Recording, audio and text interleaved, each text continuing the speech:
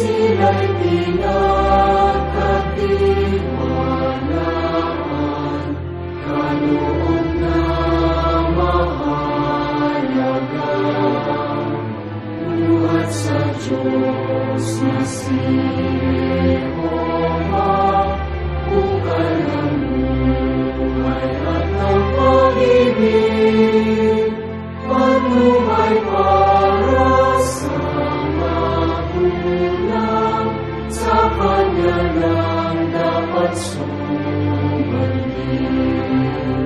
Sa lalo ng pananagutan, buhay ang nasa iyong kamay. Iyong anak dapat turuan, utos ng Diyos gawing gabay.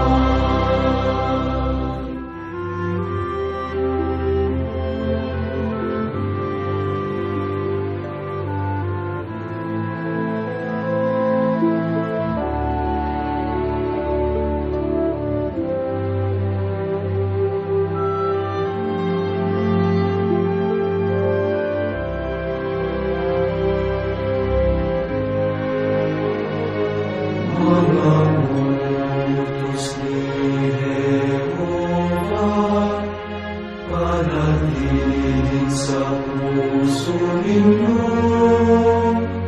at sa anak